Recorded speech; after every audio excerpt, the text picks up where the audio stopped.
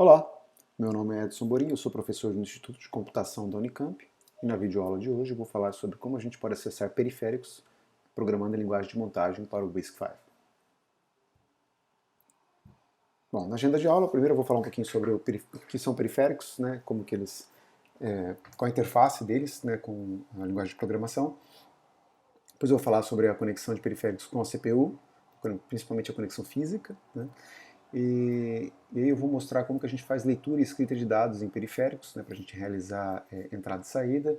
Por fim, eu vou explicar a técnica de espera ocupada, que é uma técnica que é necessária em algumas situações, quando a gente precisa sincronizar o programa com o que está acontecendo no periférico.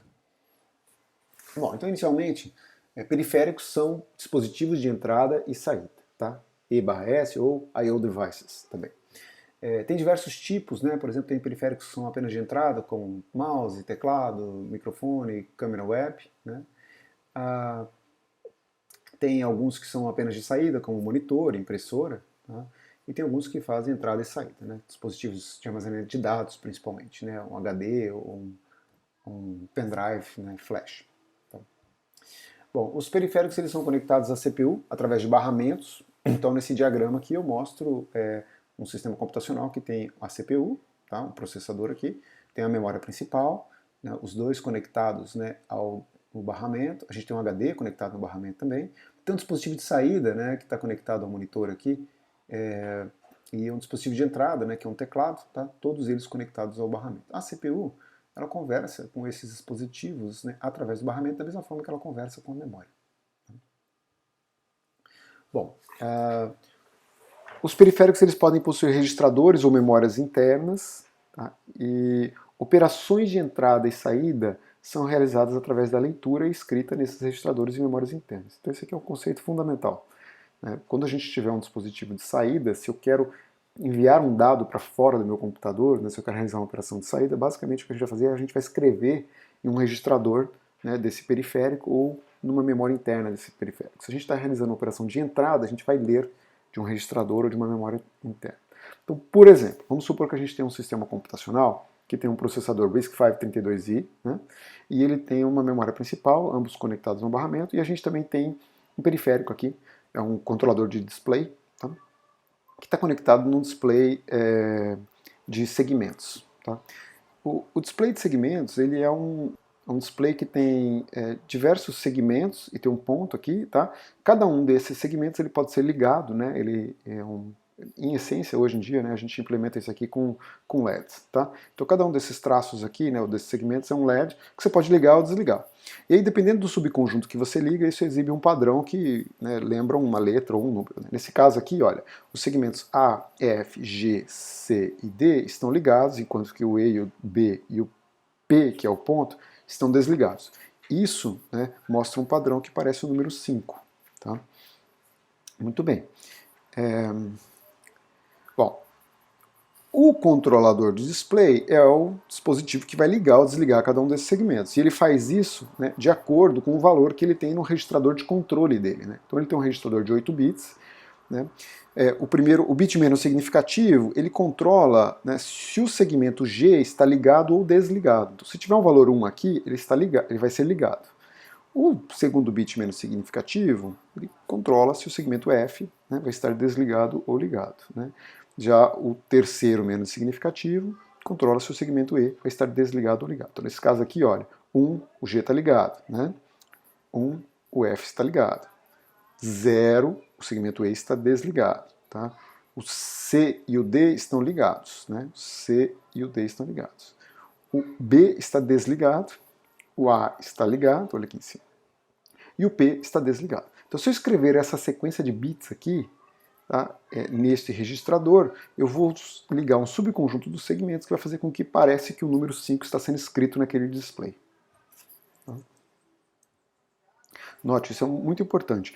Eu não vou escrever o valor 5 aqui. Tá? Percebam que essa sequência de bits não é o valor 5. Né? O valor 5 aqui seria 1 aqui e 1 aqui, né? Que é 4 mais 1, né? O restante dos bits zeros. Só que se eu escrever o valor 5 aqui, né? Ou seja, se eu colocar 1 aqui e 1 aqui, só os segmentos E e G vão estar ligados. Né? O que vai acabar gerando, né, simplesmente esse padrão aqui, que não significa nada, né? Não lembra nenhum dígito numérico. Tá? Bom, o mais importante daqui é que eu estou mostrando um exemplo que a gente vai usar depois, tá? É que o processo de saída ele é feito através da escrita nesse registrador. Então o programa que está rodando na CPU, né, está armazenado na memória principal, mas está sendo executado pela CPU, ele tem que realizar escritas nesse registrador aqui para fazer com que o display mostre a informação de interesse. Tá? Então é isso. Então periféricos são dispositivos de entrada e saída e eles têm registradores internos e memórias internas que a gente tem que ler e escrever delas para realizar as operações de entrada e saída. Então, como é que esses periféricos são conectados com a CPU? Bom, como eu falei anteriormente, eles são conectados fisicamente por barramentos. Né? Então, nesse exemplo aqui que eu já mostrei, né, a gente tem a memória principal, a CPU conectadas no barramento, tem um HD, dispositivo de saída, dispositivo de entrada. Né? Da mesma forma que a CPU manda um endereço de memória e um comando read para a memória, depois a memória coloca o dado no barramento, e aí a CPU lê esse dado do barramento, esse processo, né, de você interagir com outro elemento do sistema computacional é realizado com os dispositivos de entrada e saída através do barramento. Tá? Bom, existem diversos tipos de barramentos, e em essência eles são caminhos de comunicação entre dois ou mais dispositivos. Tá? Exemplos, PCI, né, é um padrão já relativamente antigo. Ele foi desenvolvido originalmente pela Intel e atualmente é um padrão público. Né? AMBA, que é um barramento que foi desenvolvido pela ARM, né? Então é geralmente usado em sistemas computacionais que usam os processadores da ARM. A comunicação ela é realizada através do envio de endereços, dados e comandos, de forma muito parecida com a gente faz com a memória. Tá? Então, por exemplo, para escrever o valor 0x42, que é um byte, tá? Na palavra de memória associada ao endereço 0x00080000, a CPU envia pelo barramento o endereço, né? Ou seja, 0x00080000, o dado, né? O 0x42, e o comando write para a memória principal. Com isso, né, a memória principal, a hora que ela olha no barramento essas informações, né, fala, opa, peraí, tem um endereço aqui, tem um dado e tem um comando para mim, né, que é o comando write. Ela pega esse dado, vai lá e escreve no endereço. Pronto. Né? Dependendo da implementação do barramento, talvez a memória mande uma mensagenzinha de volta, um comando de volta para a CPU, olha, está pronto, já gravei, né, já estou disponível para fazer outra operação. Isso depende do barramento. Tá? Bom, o barramento ele contém linhas de comunicação, essencialmente, né, eles são são implementadas com fios, né, eles que transmitem as informações. E ele pode compartilhar as linhas de comunicação para transferir endereços, dados e comandos, ou ele pode ter linhas exclusivas, né, para cada tipo de informação. Por exemplo, posso ter fios, né, ou linhas só para transmitir os dados, né, as linhas de dados. Posso ter fios, né, ou linhas de endereço, que eu vou transmitir apenas os endereços. E eu posso ter um conjunto de fios para enviar comandos, né, para os periféricos e para a memória. Isso depende da implementação. Tá? Então, por exemplo, aqui tem um diagrama que ilustra essa situação. Imagina eu tenho um sistema onde eu tenho a CPU, a memória e dois dispositivos de entrada e saída, todos eles conectados em três conjuntos de linhas diferentes. Né? As linhas de dados, onde os dados são trafegados, as linhas de endereço e as linhas de controle, onde a gente manda os comandos. Tá? Então a CPU poderia, por exemplo, colocar o endereço 0x800 no conjunto de fios aqui ilustrado pela linha de endereço, né, os fios azuis aqui, colocar o dado 0x42 na linha vermelha e depois ela colocar um comando aqui, olha, memória escreva. Né? E aí, quando a memória, os outros dois dispositivos de entrada e saída verem no barramento de controle que é memória escreva, os dispositivos de entrada e saída eles não vão fazer nada com as informações que estão na linha de dados e de endereço, já a memória vai pegar e vai gravar o dado que está na linha de dado, né, na palavra de memória associada ao endereço que está na linha de endereço. Tá? Bom, aí a gente poderia ter alternativamente um comando que é para um dispositivo de entrada e saída em vez da memória. Né? Por exemplo, dispositivo de entrada e saída 1, escreva o dado aí no seu registrador de controle. Tá? Então, a forma como isso é organizado depende da implementação do barramento. Tá? Muito bem. Uma outra coisa que pode afetar também a organização do sistema, né, quando a gente tem um barramento, né, como está ilustrado aqui nessa figura, todos os periféricos estão conectados, né, a memória principal também é a CPU no mesmo barramento. O que acontece é que a comunicação é geralmente realizada através de sinais elétricos, né, e de pulsos. Né, você levanta o sinal, né, depois você abaixa o sinal. O o principal problema aqui é que todos os dispositivos eles têm que ser rápidos o suficiente para perceber essas transições, né? Então, se a gente tem uma CPU que é muito rápida, os dispositivos periféricos não são rápidos, essa CPU ela vai ter que se comunicar com todo mundo nesse barramento de forma lenta, né, para garantir com que quem está escutando o barramento, mas não é a vez dele ainda de fazer nada, né, ele perceba que não é a vez dele de fazer nada, né, ou seja, perceba que o que está trafegando ali, os comandos que estão sendo enviados pela linha de controle, eles são comandos para outro dispositivo. Então a velocidade de comunicação ela é determinada pelo dispositivo mais lento. Tá? Então, quando está todo mundo conectado no mesmo barramento, essa possivelmente, geralmente é um dos problemas que a gente encontra. Tá? Bom, para resolver esse tipo de problema, o que acontece? Sistemas computacionais acabam usando múltiplos barramentos. Então você tem a CPU que está conectada no barramento local. Né? Isso aqui é uma organização já um pouquinho mais antiga, mas para ilustrar ele vai servir. Imagina a CPU que está conectada através de um barramento local de altíssima velocidade com um chip que tem cache e ele também ele faz a ponte, né? Ou seja, ele determina se o acesso que está sendo realizado, né, o comando que está sendo enviado é algo que tem que ir para a memória ou que tem que ir para outro tipo para um periférico. Se for para a memória, ele envia isso para o barramento do sistema, que é onde está conectada a memória principal, né? Se for para um periférico, ele envia isso para o barramento de alta velocidade. E aí, aqui no barramento de alta velocidade, né, os dispositivos de alta velocidade que estão conectados aqui, por exemplo, um HD SCSI, ou a GPU, ou a placa de rede, né, ou a interface FireWire, elas vão determinar se aquela mensagem, né, ou aquele comando foi enviado para um deles. Se não foi, né, aí tem um periférico aqui que sabe conversar em alta velocidade também, que é a interface do barramento de expansão. Ele vai perceber, não, peraí, esse comando é para alguém que está no barramento de expansão. Então ele vai responder, olha, pode deixar que eu respondo isso, e ele vai enviar esse comando para o barramento de expansão. E aí ele vai conversar com o barramento de expansão, com os periféricos aqui, numa velocidade muito mais lenta, porque são periféricos que não precisam de alta velocidade. Possivelmente um modem ou uma interface serial. Bom, então, com isso, a gente consegue ter dispositivos com velocidades diferentes, todos conectados no sistema, né, sem detrimento ao desempenho dos dispositivos mais rápidos. Né? Perceba aqui que a CPU conversa com um desempenho muito rápido com a cache, que possivelmente também tem um desempenho muito bom para conversar com a memória principal, né? E assim por diante. Tá? Bom, a implementação de barramentos pode variar drasticamente de um sistema para o outro, e a gente também pode ter um monte de barramento no sistema. Então, como é que a gente lida com isso em termos de programação, né? Então, quando a gente vai implementar um sistema, eu tenho que conhecer todos os barramentos do sistema e começar a mandar comandos para um lugar e para o outro, né? Na verdade, não. A CPU, ela abstrai os detalhes do funcionamento do barramento para o programa. Do ponto de vista do programador, ou seja, do programa que está sendo executado, né, a comunicação é feita através da execução de instruções, que realizam leitura e escrita de dados, né, em registradores ou na memória interna dos periféricos.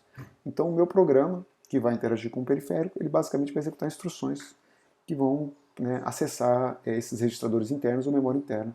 Né, e isso não importa como que é implementado o barramento. Isso é responsabilidade da CPU, né, gerenciar os comandos que ela vai mandar para o barramento para fazer com que, quando eu estou executando uma instrução de escrita no registrador de um periférico, esse dado saia da CPU e vá até aquele periférico e seja registrado lá.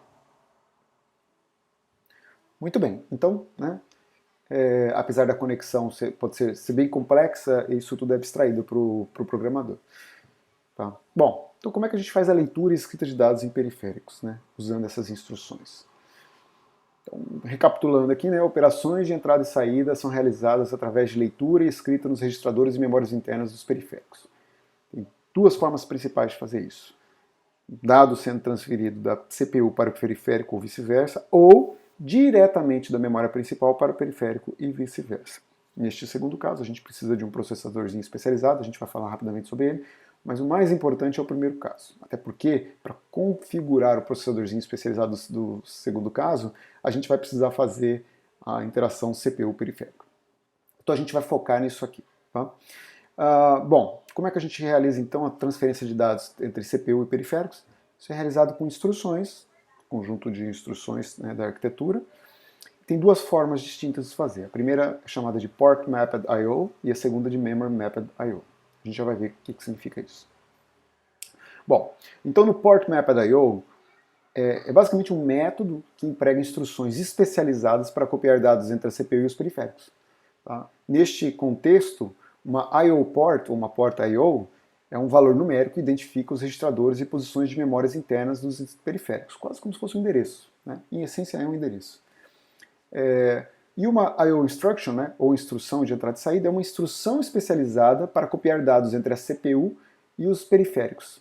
Por exemplo, tá? Aqui eu vou usar como exemplo o x86, porque o RISC-V não tem, né, esse método de entrada e saída, ele não tem o método port mapped I/O. Tá? Então, o x86, ou a arquitetura IA32, ele tem a instrução input from port, que é a instrução in, e output to port, que é a instrução out. Né? Então aqui eu mostro em linguagem de montagem como é que a gente escreve, né, o código para fazer entrada e saída no x86 com essas instruções.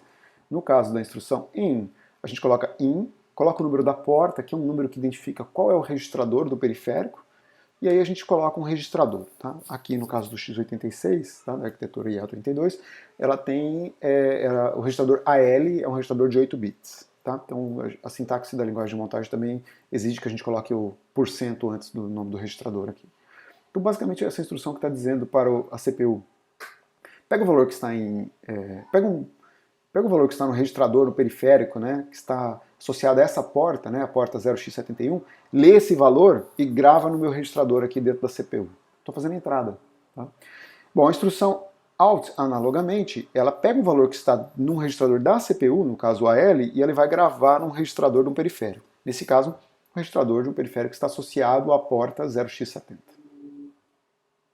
Tá, então olha só. No caso do port method, eu falei que o I/O port é um valor numérico, identifica os registradores e posições de memórias internas dos periféricos.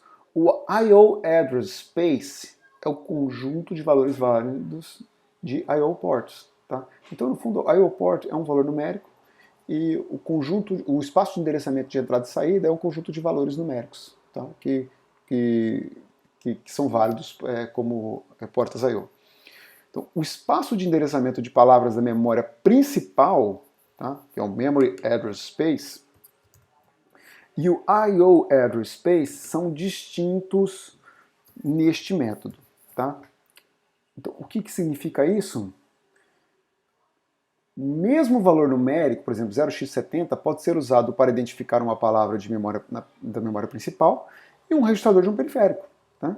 A diferença é que quando você está usando a instrução in e out, né, com esse valor, a CPU sabe que ela tem que conversar com o periférico.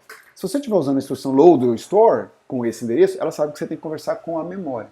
Então, a diferenciação de qual, né, se é a memória ou é um periférico que está sendo usado, é feita através da instrução que você está executando. Tá? Instrução in e out vai fazer com que a CPU entenda que você está acessando um periférico. Instruções load store, a CPU vai entender que você está acessando a memória principal e ela vai mandar um comando para a memória principal. Tá? Então a CPU diferencia a leitura e escrita de dados na memória principal e nos periféricos com base na instrução sendo executada no modelo Port Mapped I/O. Tá? Bom, aí tem um outro modelo que é o Memory Mapped I/O. Tá? É um método que faz uso das mesmas instruções tanto para copiar dados entre a CPU e os periféricos e a CPU e a memória principal. Então ele vai usar instruções de load store para acessar os periféricos também. Tá? Neste caso, há apenas um espaço de endereçamento. Partes distintas do espaço, né, ou faixas de endereço, são mapeadas na memória principal e em periféricos. Então esse diagrama do lado direito, ele ilustra isso. Tá? Aqui a gente tem um espaço de endereçamento que inicia-se no endereço 0 e vai até o endereço 80000000. Dos endereços 70000000 até 80000000, a gente tem a memória principal. Então, escritas e leituras com instruções de load stores ordinárias nessa faixa de endereços, elas são direcionadas para a memória principal, né, desse sistema computacional. Isso aqui é um mapa de endereçamento de um sistema computacional real. Tá? No entanto, perceba que, por exemplo, os endereços 53FA000 até 53FA3FFF são mapeados num dispositivo chamado GPT. Tá? Então, nesse caso aqui em particular, TSIC, GPIO, GPT e UART são periféricos do sistema. Então, escritas nessas faixas de endereços, né, elas são dirigidas para esses periféricos, né? Obviamente, cada faixa de endereço dessa ela é segmentada, né? Então tem um endereço que vai para um registrador, né? Um endereço que vai para outro registrador e assim por diante, tá? O GPIO, por exemplo, se eu não me engano, são três registradores de 4 bytes cada um, nesse caso aqui. O primeiro deles está no endereço 4000, depois 4004, depois 4008 e é isso. Tá? Muito bem. Bom, então, no caso, né, agora o exemplo vai ser feito com instruções do RISC-V. A instrução load word, tá, ela pode ser usada para realizar a entrada. Ela vai ler um valor de um registrador de um periférico, do periférico GPIO e gravar o valor no registrador A1, né, se o endereço que a gente está passando para ela é um endereço que está mapeado nesse registrador. Nesse caso aqui em particular é isso que está acontecendo. Né? Eu estou colocando um imediato, né, que é um número, 53F84000 no registrador A0 e estou fazendo load word desse endereço. Como este endereço está mapeado, né, no registrador, no periférico GPT, ele vai receber um comando de leitura, né, e aí lá ele vai ver que o endereço é o 400 é o GPIO. Né? Então ele vai receber um comando de leitura e lá ele vai ver que o endereço é o 4000 e ele vai identificar qual que é o registrador apropriado e vai ler o valor desse registrador e vai devolver para a CPU. Né? E a CPU vai gravar esse resultado no registrador A1. A gente pode usar também a instrução de store para fazer escrita. Né? Nesse caso em particular eu estou usando a instrução store byte para gravar um byte e realizar a saída, né? Obviamente, no endereço 53FA0000, tá? Que agora sim é o GPT. Tá? Bom, então essa é a grande diferença entre Port Mapped I/O e Memory Mapped I/O. Basicamente, no Port Mapped I/O a gente tem espaços de endereçamento de I/O e de memória separados. A gente tem instruções especializadas para fazer I/O e instruções para leitura e escrita de dados na memória. Já no Memory Mapped I/O a gente só tem instruções, um único espaço de endereçamento, toda escrita e leitura é feita nesse espaço de endereçamento, só que dependendo do endereço, essa escrita ou leitura está sendo realizada na memória principal ou em registradores ou memória interna dos periféricos. Tá? Existe também uma forma de se fazer entrada e saída transferindo-se diretamente dados da memória principal para periféricos ou vice-versa. Isso é chamado de DMA, Direct Memory Access. Você geralmente precisa de um processadorzinho para isso. É um processador que está conectado no barramento também. Tá? A gente diz que é um coprocessador especializado. E aí você programa ele, né, para ele realizar essa cópia, tá, de um dado da memória principal para um dispositivo. Então, por exemplo, eu poderia, né, o meu programa poderia programar esse meu processador, esse DMA, dizendo, olha, a partir do endereço 8000 da memória, copia 256 bytes, né, consecutivamente para o dispositivo de saída, tá? E aí ele vai ficar fazendo essa leitura da memória e gravação, né, no dispositivo de saída, automaticamente, sem que a CPU tenha que ficar fazendo isso byte por byte, num laço. Né? Quando esse dispositivo está trabalhando e fazendo esse processo de cópia, né, de movimentação de dados entre a memória e o dispositivo de saída, a CPU está livre para continuar sua execução. Tá? Alguém pode perguntar, mas como é que a CPU vai executar se ela também precisa acessar a memória? Né? Bom, muitas vezes a CPU tem uma cache e boa parte dos acessos aos dados está sendo realizado dentro dessa cache. Tá? Isso não é um tema desse curso, mas é importante vocês saberem que em muitos casos é interessante você ter um coprocessador para fazer essa movimentação, porque você libera a CPU para ela fazer outras atividades. Tá?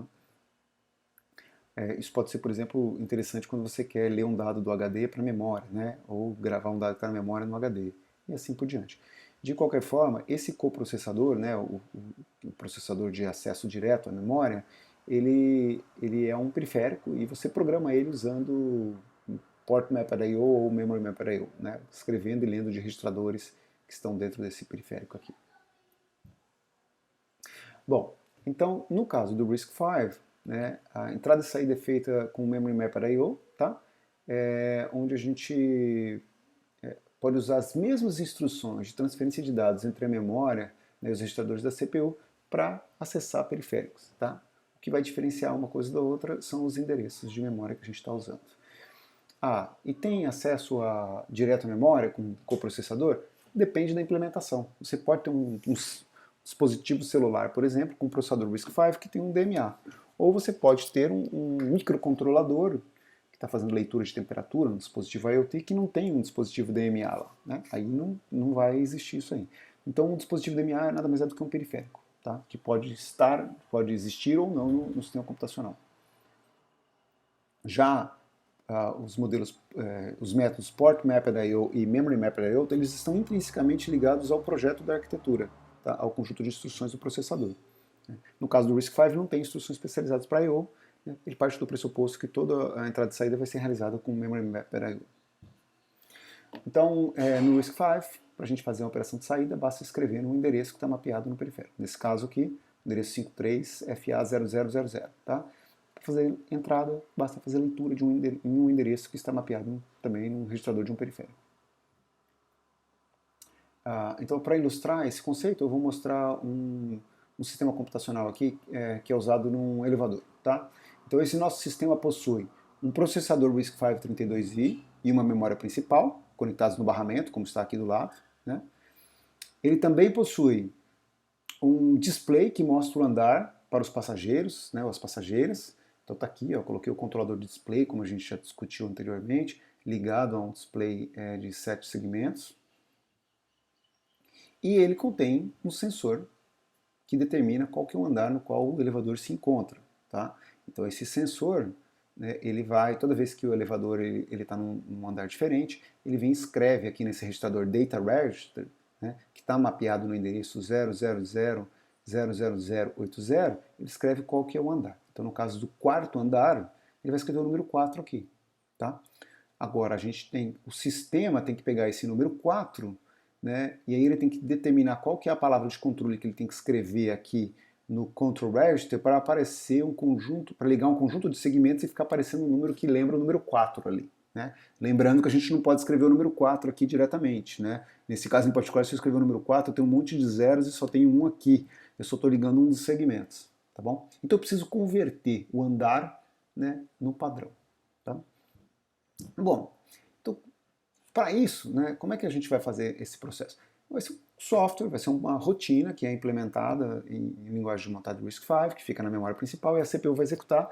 Essa rotina a gente vai chamar de Update Display. O que ela vai fazer é o seguinte, ela vai ler o andar do Floor Sensor, né, do nosso sensor de andar, e vai atualizar o display com padrão de segmentos que representa o número do andar. Então, neste caso aqui, se ele lê o valor 4, ele vai ter que atualizar o nosso display controle com essa palavra de controle para aparecer, né, para ligar os segmentos B, C, G e F, fica aparecendo o número 4 ali no display do elevador. Tá? Bom, então eu coloquei aqui o código dessa rotina, deixei aqui para a gente lembrar, aqui em cima, o nosso controlador do display, então ele tem um registradorzinho, né, que a gente tem que escrever, é o nosso Control Register, que está mapeado no endereço 40, né, 40, perdão, e o Floor Sensor, que tem o registrador Data Register, que tem o andar, né, e ele está mapeado no endereço 0x80. Muito bem. Bom, o meu código eu vou colocar na seção de código, né, .text, e eu criei dois símbolos aqui, ó, Display Control Regport e Floor Data Regport, com os valores numéricos das portas, né, na verdade, dos endereços que estão mapeados nesses registradores, do Control Register e do Data Register. Tá? Então tá aqui, ó. 0x40, 0x80, né? O 0x40 sendo o do Display Control Register. O que a nossa rotina vai fazer? A Update Display. Ela vai ler o valor do Data Register, do Floor Sensor, converter isso numa palavra um byte de configuração e gravar esse byte de configuração aqui.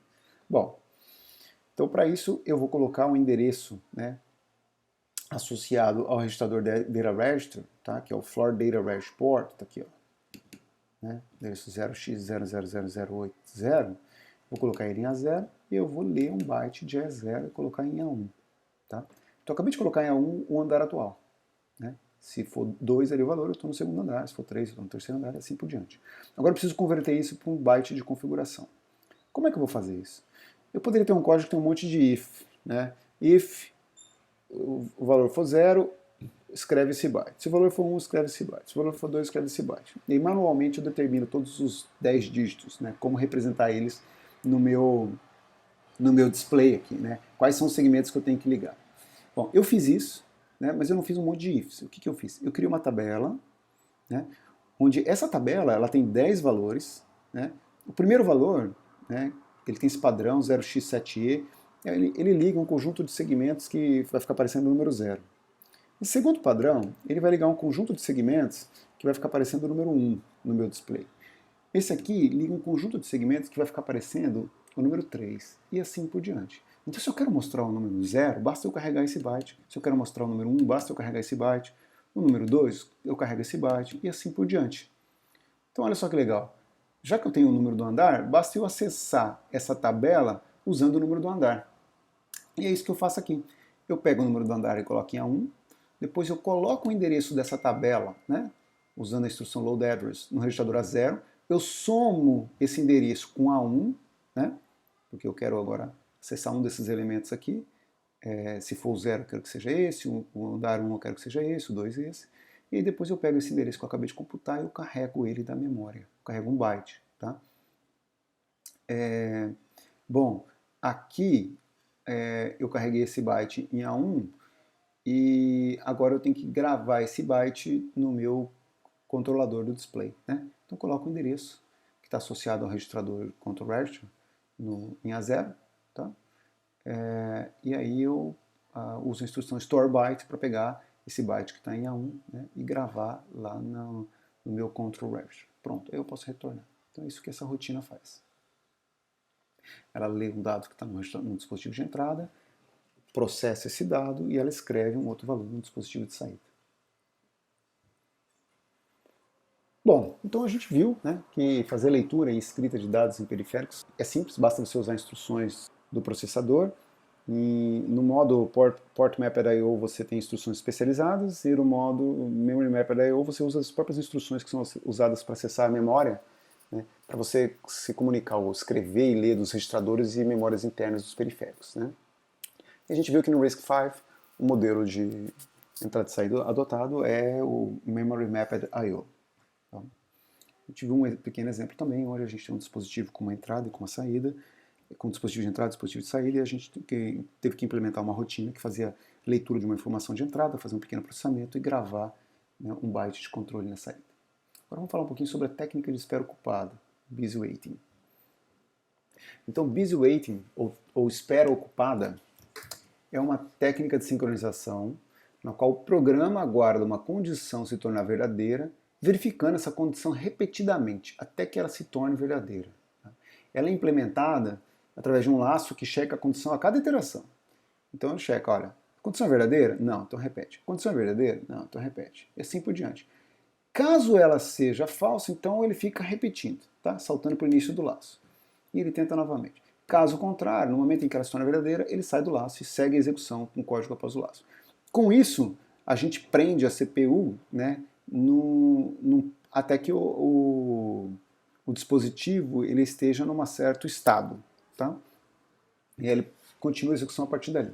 Então, por que isso é importante? Porque em algumas situações o programa ele tem que esperar o periférico entrar em um determinado estado antes de realizar a operação de entrada ou de saída. Tá? Então, nestes casos, o programador pode usar essa técnica chamada de espera ocupada para aguardar o periférico atingir esse estado. Essa técnica não é a melhor técnica para se fazer isso, a gente vai ver depois, a gente vai discutir os problemas, né, e isso vai motivar a introdução do conceito de interrupções, mas é uma técnica muito simples de se implementar e muitas vezes ela é utilizada, principalmente em dispositivos embarcados. Bom, então para ilustrar esse conceito, a gente vai supor que a gente tem um sistema computacional com um teclado numérico, tá? Um keypad. Esse teclado, como a gente está vendo aqui, ele tem vários botões, né? 1, 2, 3, 4, 5, 6, 7, 8, 9, 0, o asterisco e o cerquilha, tá? E ele está conectado, através de fios elétricos, a um controlador do teclado numérico, né? O keypad controller. Tá? Esse keypad controller tem dois registradores, um que é o registrador de dados e o outro que é o registrador de estado. O registrador de dados, que está pintadinho aqui, que está associado ao endereço 0x50, ele registra a última tecla pressionada. Então, se eu pressionar a tecla 5, ele vai gravar o valor 5 ali. Se eu pressionar a tecla 0, ele vai gravar o valor 0. Tá? O que a gente pode imaginar que o asterisco e o cerquilho estão associados aos valores 10 e 11. Tá? Muito bem.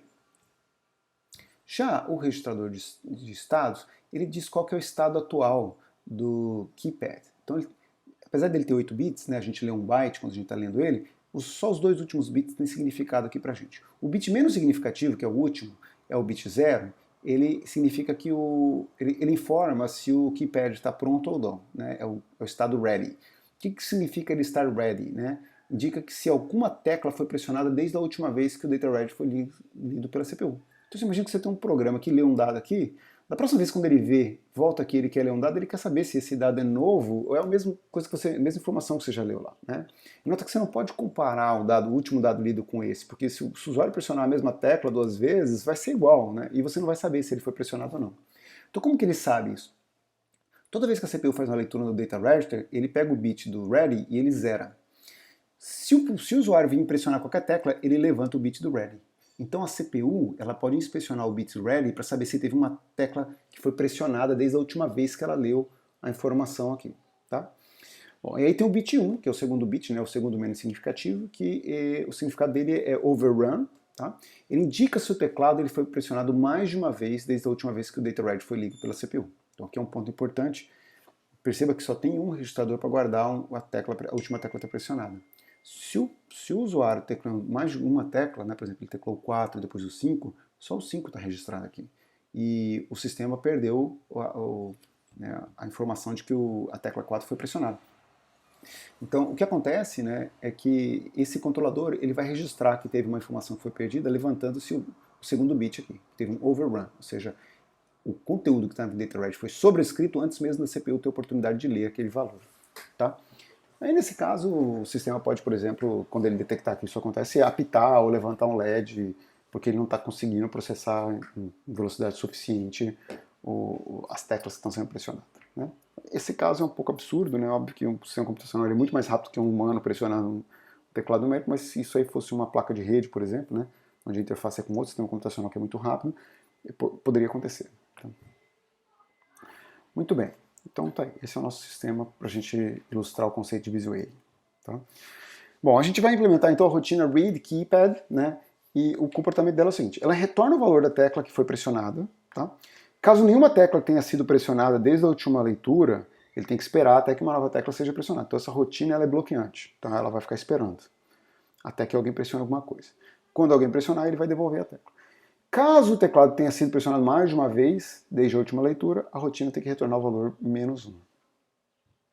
Tá? Então, o código dessa rotina é o seguinte. Então está aqui do lado os registradores do controlador do teclado numérico. Né? Então o data register, que registra a última tecla pressionada, está associado ao endereço 0x50. O status register, que contém os bits, né, ready e overrun, está associado ao endereço 0x51.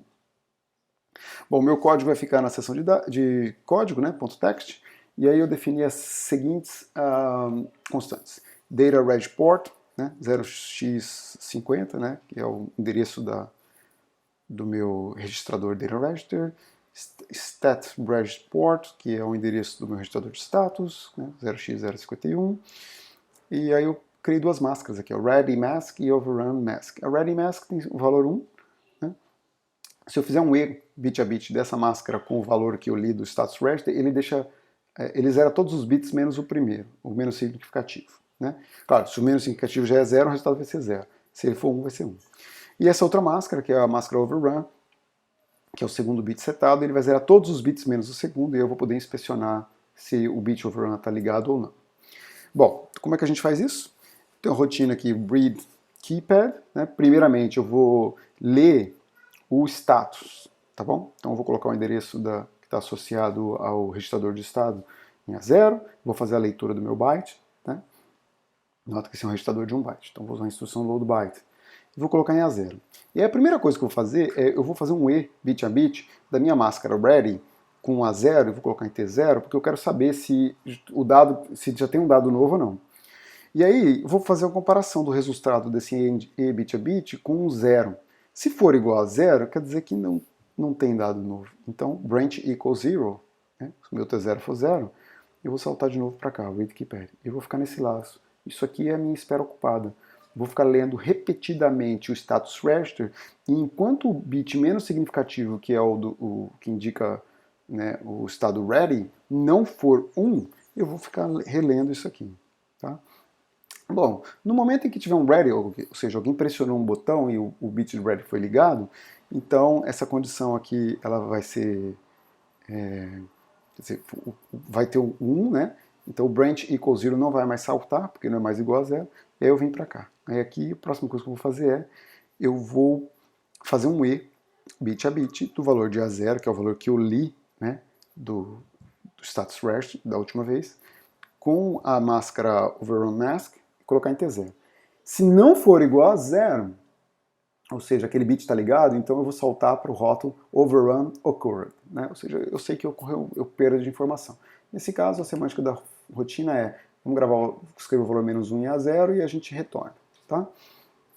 Muito bem. Caso isso não aconteça, a gente segue a execução normalmente, e aí eu coloco um endereço, né, associado ao registrador data register, né? Tá aqui, ó. Em A0, faço um load de lá, né, carrego a informação, né, da última tecla que foi pressionada em A0 e retorno. Tá? Então é isso. Com isso a gente acabou de escrever um código que faz leitura, né, que faz entrada, né, e ela utiliza a técnica de espera ocupada para sincronizar o código com o fato do teclado ter sido pressionado ou não. Tá? A gente vai discutir na videoaula de interrupções quais são os problemas com essa abordagem, né? Mas independentemente disso, é uma abordagem que pode ser utilizada em muitos sistemas, principalmente sistemas que não têm implementação ou provisionamento de mecanismos de interrupção.